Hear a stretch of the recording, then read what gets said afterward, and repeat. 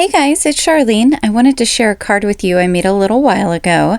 I'm going to be using the Slimline Hopes and Dreams Butterfly Coverplate die, which is absolutely gorgeous.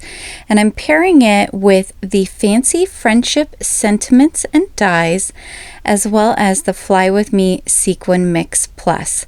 These products are all from Picket Studios. And like I said, I made this card a little while ago, and I've been meaning to put together the video footage. So today was the day I put it together, and I've got my voiceover here. I'm starting out with a slimline sized card panel, and I'm going to do some ink blending. This card is really fun because it's going to be a full slimline shaker card. I'm going to show you how to do that with your Coverplate dies. It creates a beautiful effect.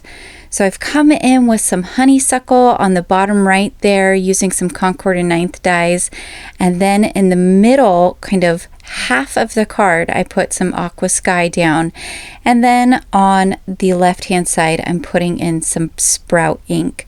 Now I am using the same blender brush for all of these colors, just making sure to wipe it off in between. And now I'm coming back in and blending them in together. So I'm gonna get kind of a non-traditional rainbow here. We've got some green, some teal, some aqua, some purple, and pink. And once that dries, it's gonna smooth out great. Now here's a tip for you. If you have a die cutting machine like mine, I have the Spellbinders Platinum 6, sometimes I can struggle with the slimline sized dies and getting them to go all the way through. So what I do is I run it through twice, and then I'm just very careful to slide the die over slightly once I'm done cutting one side, flip my platform around, and then put my cutting plate back on top and run it through the opposite way. That way none of my pieces have moved around.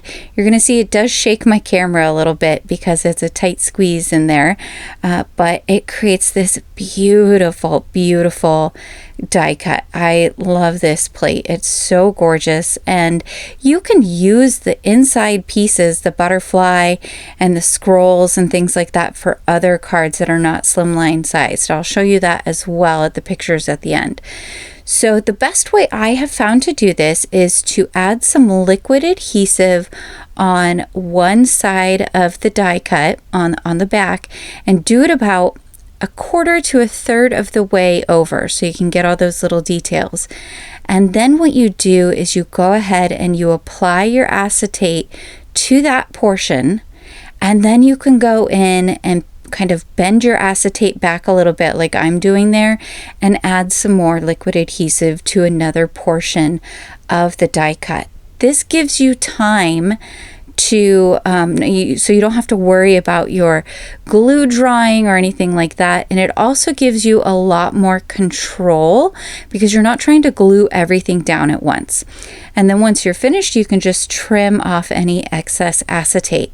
So here is a great tip for you. If you get glue on the acetate, which you're likely to do with a really fine Coverplate die like this, just get a Q-tip and some rubbing alcohol, and it takes the glue right off. You just go right along the edges, and because it is rubbing alcohol, it doesn't really impact the die cut. As long as you don't put a ton down, you're not going to have any issues with your ink.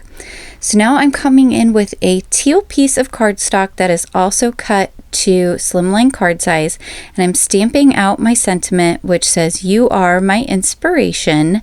I use these sentiments a lot on my cards because they have such a nice script.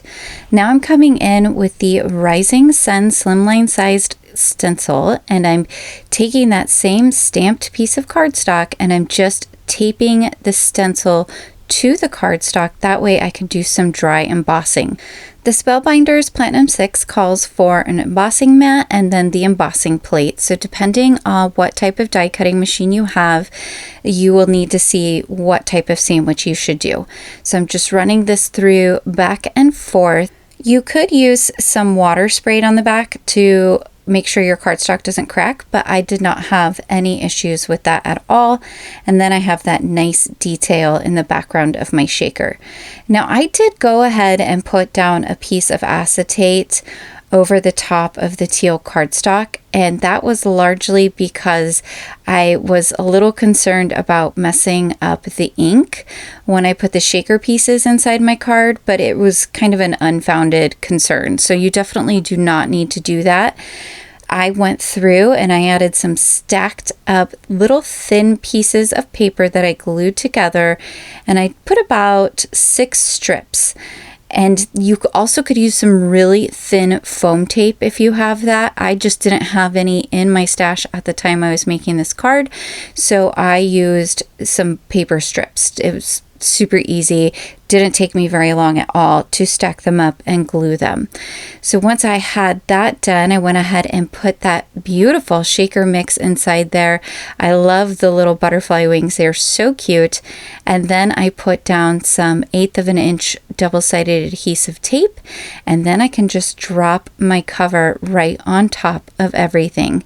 It looks so awesome in person, you guys. This card is just gorgeous. I love that everything moves around back there and that you can see the detail from the dry embossing.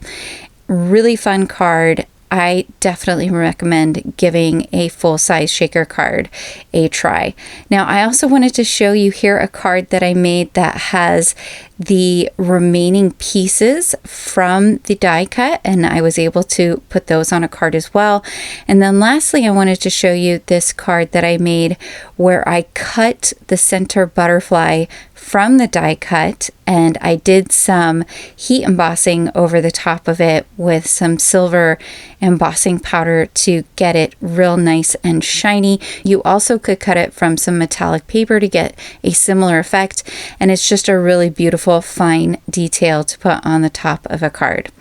Well guys, I hope you enjoyed this video and you found some useful tips. Please be sure to hit the like and subscribe, as well as the notification bell, so that I can continue bringing you more crafty content in the future. Until next time, happy crafting.